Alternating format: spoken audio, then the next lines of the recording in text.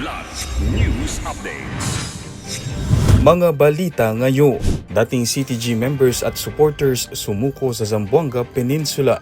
Barangay Kagawad patay sa pamamaril sa Pikit North Cotabato. Putukan sa White House dinner, Trump na iligtas, suspect arestado.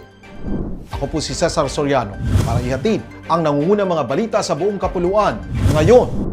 6 na dating miyembro at taga-suporta ng Communist Terrorist Grupo CTG ang sumuko sa iba't ibang bahagi ng Zamboanga Peninsula mula Abril 20 hanggang 23. Ayon sa Police Regional Office 9, kabilang sa mga sumuko ang isang 51 anyos na lalaki na nagsuko ng improvised shotgun sa Libertad, Zamboanga del Norte noong Abril 21.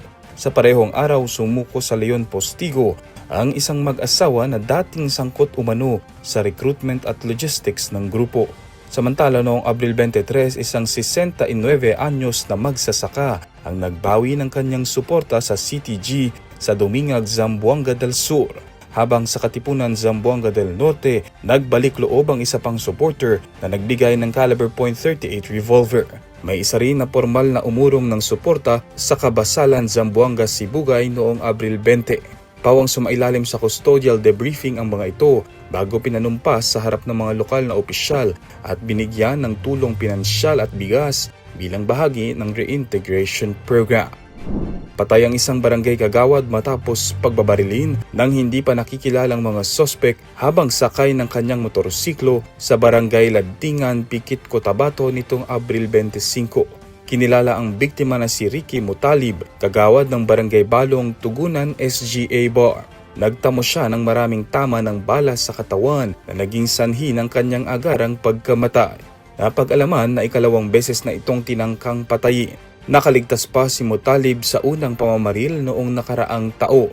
Matatandaang nitong Abril 8 lamang ay inayos ng Tugunan SGA BARM LGU at MILF AHJAG ang sigalot sa pagitan ni Mutalib at ilang individual kabilang si Abdul Rahman Payo. Sa ngayon wala pang inilalabas na pahayag ang pulisya hinggil sa motibo ng krimen habang nagpapatuloy ang investigasyon. Nagkagulo sa ginanap na White House Correspondents' Dinner sa Washington, D.C. matapos umalingaw-ngaw ang sunod-sunod na putok ng baril sa loob ng Washington Hilton nitong Sabado ng gabi.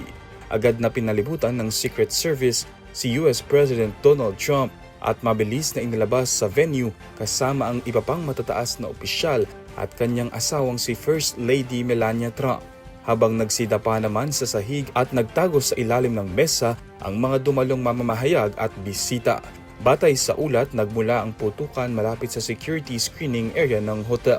Agad na naaresto ang 31 anyos na suspect na kinilalang si Cole Thomas Ale, habang isang miyembro ng security detail ang tinamaan, ngunit ligtas at nasa maayos ng kondisyon.